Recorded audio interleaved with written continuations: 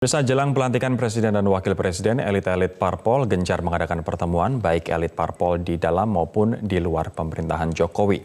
Dan untuk membahasnya telah hadir di studio ada Yunarto Wijaya, pengamat politik dari Carta Politika. Mas Toto, selamat malam Mas. Selamat malam. Mas, saya ingin tanya terlebih dahulu dari sini. Agustus lalu Jokowi sempat mengatakan bahwa koalisi sudah cukup. Adanya 5 parpol koalisi itu sebenarnya sudah cukup, sehingga ini seolah-olah menutup kemungkinan masuknya anggota koalisi yang lain. Tapi belakangan kita juga melihat pertemuan Jokowi dengan SBY, pertemuan Jokowi dengan Prabowo Subianto. Apakah sikap itu saat ini telah berubah, Mas Toto? Sebetulnya kalau kita berkaca dari statement-statement Jokowi sendiri ya, pro dan kontra terkait dengan masuknya kubu oposisi seperti Gerindra atau Demokrat, itu malah munculnya dari Jokowi pertama kali. Kalau kita ingat di bulan Juni Jokowi sendiri yang mengatakan terbuka untuk partai-partai Artinya lain sebenarnya masuk. Jokowi ingin Gerindra dan Demokrat ada di koalisi. Saya tidak sampai situ, tetapi kalau kita lihat dari rentetan statement yang ada, memang peluang bagaimana kita membaca pola pikir Jokowi mengenai masuknya partai di luar koalisi, memang dari awal terlihat sekali sangat terbuka. Itu yang menurut saya memang menyebabkan peluang ini akhirnya betul-betul sekarang terlihat. Pintunya sepertinya benar-benar terbuka. Jadi secara prinsipil dari awal menurut saya memang Jokowi membuka kemungkinan itu. Tetapi pertanyaannya kan apakah ini bisa dilakukan doable atau tidak? Nah, secara teknis itu tidak mudah. Satu, bagaimana sikap dari partai pendukung koalisi lain. Kita tahu banyak tafsir akhirnya. Ada kubu Gondang Dia, kubu Teguh Umar, dan berbagai macam kubu misalnya tafsir dari berbagai pihak. Yang kedua, secara teknis juga bagaimana misalnya faktor pengikatnya kita tahulah. Ini bukan sekedar bicara kesamaan visi, bukan sekedar kesamaan pandangan, tapi pasti ada faktor pengikat yang real dan konkret bernama menteri yang akan ditempatkan di kabinet. Nah, ini yang menurut saya teknisnya tidak mudah dan akan ditentukan dalam masa injury time ini. Nama yang diajukan, pos yang diminta, apakah dimungkinkan? Jokowi sempat mengatakan bahwa mulia loh untuk menjadi oposisi. Dan kita juga butuh oposisi yang kuat agar check and balances bisa berjalan. Apakah saat ini Jokowi berbalik arah, Mas? Iya, kalau saya melihat ada beberapa statement yang memang membuat kita cukup bingung ya. Kadang dikatakan koalisi sudah cukup, lalu kemudian menjadi oposisi juga mulia, tapi di sisi lain dia mengatakan juga terbuka untuk partai lain untuk masuk dalam barisan koalisi. Jadi menurut saya bukan hal yang mengagetkan ketika kemudian muncul hal seperti itu. Tapi kalau kita melihat statement tersebut kan lebih kepada akan ada yang tetap menjadi bagian dari oposisi. Dan kalau kita lihat sekarang kan sepertinya PKS dengan PAN, dua partai yang tidak minimal tergiur. Belum kita lihat komunikasinya sama sekali. Belum tentu tidak tergiur loh, belum tentu tidak ditawarin juga. Kan tergiur sih, kira-kira seperti itu. Minimal menurut Bang Bara Hasibuan.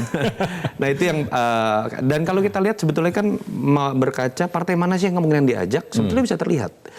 Kalau kita melihat bagaimana Demokrat sebelum masuknya dalam barisan koalisi Prabowo sebelum Pilpres, kalau kita lihat sebetulnya nuansa dari komunikasi SBY termasuk beberapa pertemuan SBY dengan Jokowi sudah mengindikasikan ada keterpaksaan ketika SBY dengan Demokrat masuk dalam barisan Prabowo. Jadi tidak mengagetkan ketika Jokowi menang kembali, Demokrat masuk dalam barisan yang ada. Begitu pula dengan Pak Prabowo. Keras di masa kampanye, tapi sama dengan pola 2014, cepat sekali berbalik arah dan melakukan politik harmonisasi pasca MK sudah memutuskan. Menarik adalah pada waktu makan siang antara Megawati dengan Prabowo. Sehari sebelumnya ada pertemuan 4 parpol pendukung di Gondang Dia yang mengatakan bahwa belum ada pembahasan penambahan jumlah anggota koalisi. Apakah dengan pembicaraan yang nampaknya semakin mengerucut ini antara Jokowi dengan Prabowo, Jokowi dengan SBY, artinya PDIP berhasil menggolkan agendanya untuk mengajak Gerindra ke dalam koalisi, Mas? Saya lebih melihat paling penting adalah membaca pola pikir seorang Jokowi sendiri. Apakah memang dia dari awal tangan tertutup atau tangan terbuka? Tadi dari awal saya sudah mengatakan tangan terbuka. Tangan terbuka. Tetapi saya pikir tidak mungkin Jokowi berbicara dalam kapasitas sebagai presiden. Konteks koalisi, dia akan mendegradasikan dirinya sebagai seorang kepala negara dan kepala pemerintahan. Jadi saya merasa dan saya berspekulasi bahwa apa yang terungkap dalam statement-statement teman-teman PDIP dalam tanda kutip ya pertemuan Teguh Umar misalnya juga nggak bisa dilepaskan dari keterbukaan Jokowi itu sendiri. Itu yang menurut saya menyebabkan pada akhirnya kita melihat ya pertemuan dilakukan oleh Jokowi sendiri, pribadi dengan SBY, pribadi dengan Prabowo. Ini menarik, nanti kita akan bahas apa keuntungannya bagi Jokowi bagi Jokowi dengan masuknya Gerindra dan juga Demokrat ke Dan dalam mungkin koalisi? kerugiannya juga. Dan mungkin kerugiannya juga. Kita akan kembali usaha jeda berikut ini. Kita lanjutkan perbincangan kita dengan Mas Toto. Mas Toto, Ya. Apa untungnya bagi Jokowi dengan memasukkan Demokrat dan Gerindra kalau misalnya nanti jadi ke dalam koalisi, Mas? Ya, secara teoritis memang sepertinya Jokowi sedang berbicara mengenai logika kuantitatif, menambah kekuatan di parlemen. Sekarang tanpa Demokrat dan Gerindra pun sudah 60,7%. Ditambah Gerindra dengan Demokrat akan di atas 75%. Ini bahkan potensi lebih besar dibandingkan kekuatan parlemen SBY Jilid 2 dengan 75,34% kekuatan. Di atas kertas memang di atas kertas secara teoritis stabilitas politik lebih mungkin tercipta, dan memang itu prasyarat ketika Jokowi fokus pada investasi yang akan masuk di tengah situasi ekonomi global. Tapi yang tidak artinya pasti. dalam kapal koalisi belum tentu tidak akan balelo. Anda tadi waktu Itu kita teoritis. off-air, Itu betul. teoritis. Makanya saya katakan sempat berbincang secara soal itu. teoritis dan secara kuantitatif. Tapi ketika kita bicara fakta empiris, apakah logika yang sama yang pernah digunakan oleh SBY berhasil pada saat periode Jilid 2? Tidak. Karena kekuatan besar yang dibangun SBY bahkan saat itu dipermanenkan melalui setgap. Ya. Istilah yang pertama kali muncul dalam sistem presidensial terkait dengan koalisi pada tahun 2010 langsung berbuah sebaliknya. Kita tahu ada hak angket senturi, bagaimana konflik internal tanda kutip. Kita berspekulasi saat itu Sri Mulyani keluar dari kabinet karena konflik dengan Abu Rizal Bakri misalnya. Dan kita tahu juga, tetapi pada saat yang bersamaan Golkar dengan PKS menjadi partai yang bisa dikatakan tidak cukup loyal. Padahal kita tahu kompensasinya sudah sangat besar diberikan. Ini yang menurut saya menarik. Bagaimana teori dan logika kuantitatif tadi, fakta empirisnya berbanding terbalik secara kualitatif. Ini yang menurut saya akan menarik. Apakah ini juga harus diantisipasi oleh Jokowi? Memelihara anak macan dengan mengundang misalnya dua partai lain yang sebelumnya tidak berjuang bersama? Ya, logikanya memang agak sulit ya kita memastikan bahwa partai yang dulu berseberangan sudah pasti akan membalelo atau berpotensi akan jadi anak macan. Belum tentu ya. Karena sistem kepartaian kita dan barisan koalisi kita memang tidak diikat oleh faktor ideologi, faktor program, dan kesamaan gagasan.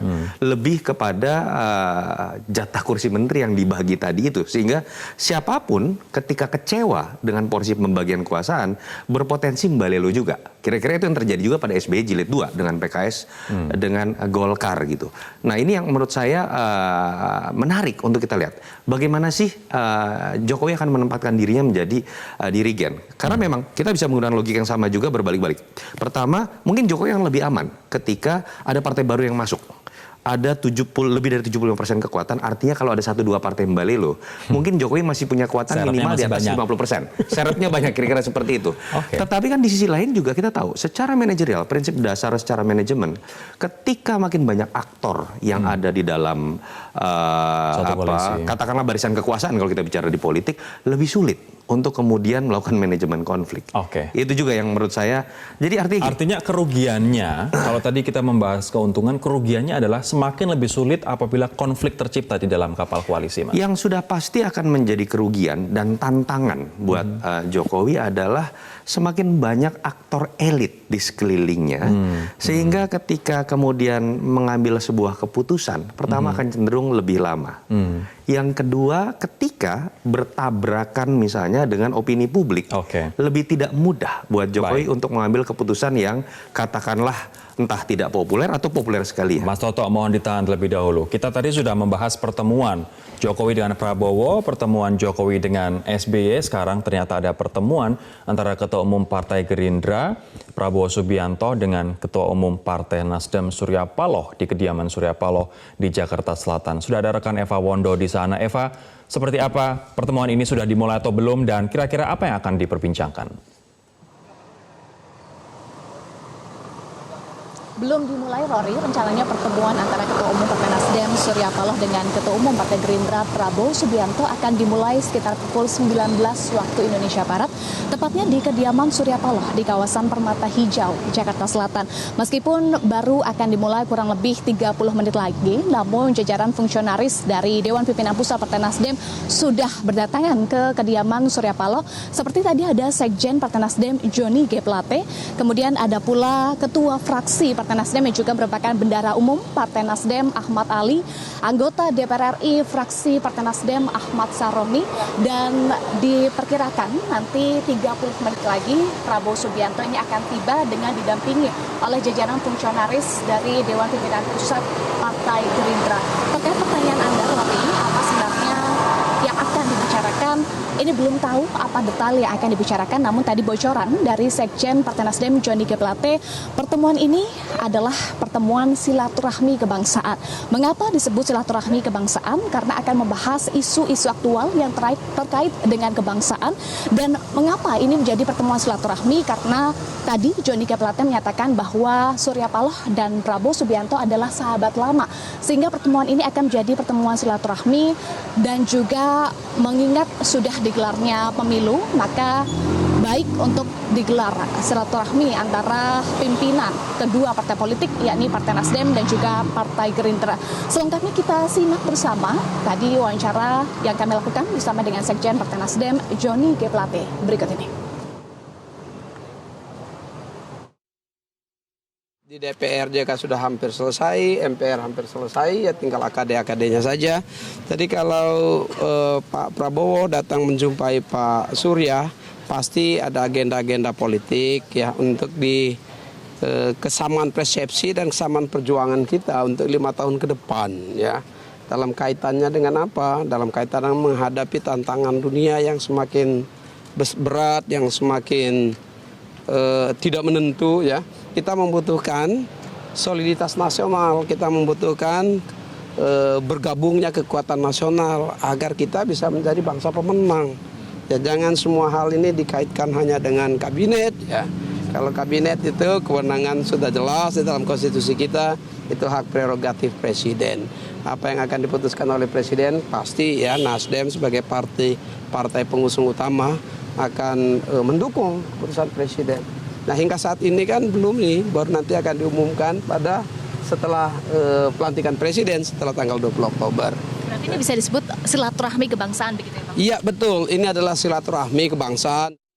Kami juga sempat tanyakan terkait dengan ihwal kemungkinan bergabungnya Gerindra ke koalisi Joko Widodo. Tadi Johnny G. Plate enggan menjelaskan lebih jauh karena menurut Partai Nasdem bahwa kebijakan untuk bergabung atau tidaknya partai politik ke koalisi merupakan hak prerogatif dari Joko Widodo. Tetapi yang pasti tadi Johnny menyatakan bahwa kerjasama sangat dibutuhkan baik itu dari seluruh partai politik, mengingat seminggu lagi Joko Widodo ini akan dilantik untuk periode keduanya. Kita masih akan nantikan bagaimana jalannya pertemuan antara Ketua Umum Partai Nasdem Surya Paloh dengan Ketua Umum Partai Gerindra Prabowo Subianto yang akan dimulai pukul 19 waktu Indonesia Barat. Rory. Baik, terima kasih Eva Wondro. Ini yang menarik adalah ada perbedaan pandangan siapa sebenarnya yang menginisiasi pertemuan ini. Kalau Taufikul Hadi dari Nasdem mengatakan bahwa itu permintaan Prabowo sendiri. Yeah. Namun berbeda halnya yang disampaikan oleh politisi dari Gerindra Andre Rosiade yang mengatakan bahwa dari pertemuan informasi yang dia dapat, pertemuan tersebut merupakan undangan Nasdem yang disampaikan oleh pimpinan MPR Lestari Murdiat saat ke kediaman Prabowo di Jalan Kertanegara 4, Jakarta Selatan. Artinya masing-masing pihak tidak mengakui siapa yang menginisiasi duluan, Mas. Tapi kalau melihat pertemuan ini, apa maknanya menurut Anda? Iya, dua-duanya gengsi pasti mengatakan siapa yang memulai. Okay. Tetapi ini kan menunjukkan bahwa kedua-duanya sudah melakukan politik tone down tadi ya. Bagaimana tafsir terkait dengan kubu gondang dia yang berseberangan dengan kubu Teguh Umar. Politik tone down atau sebenarnya Gerindra ingin melunakkan Nasdem yang selama ini kita tahu tidak terlalu happy apabila ada tambahan koalisi baru pasca pertemuan Jokowi dengan Prabowo kemarin, Mas? Iya, saya pikir bisa dua-duanya. Yang sudah menerima apakah Nasdem, ataukah kemudian sedang ada upaya dari Gerindra untuk kemudian tanda kutip membuat Nasdem lebih bersikap menerima. Dan memang kalau kita lihat kan Pak Prabowo yang datang ya ke rumah Pak Surya Paloh, mungkin juga spekulasi itu bisa sangat kuat bahwa ada upaya untuk melakukan politik lobby juga di situ. Tetapi menurut saya minimal ini mencairkan situasi. Saya tidak mengatakan di politik nasional ya, tapi di level elit semata bahwa spekulasi terkait dengan Jokowi akan memulai pemerintahan jilid keduanya dengan koalisi yang rapuh minimal di masa awal itu akan terbantahkan. Dan itu menurut saya sebuah kekuatan secara psikologis menjelang tanggal 20 nanti. Terlepas di panggung belakang belum selesai apa yang terjadi dengan politik bagi kekuasaan tadi. Kita nanti tunggu bersama-sama. Apakah tetap akan 5 partai politik atau ada tambahan? Jawabannya baru? pada saat kabinet diumumkan. Jawabannya itu. Dan kita belum tahu, kabinet ternyata belum diumumkan sampai dengan hari ini 1 minggu menjelang pelantikan. Terima kasih Mas Toto. Terima kasih atas Rory. waktunya di Sama-sama. Prime Time.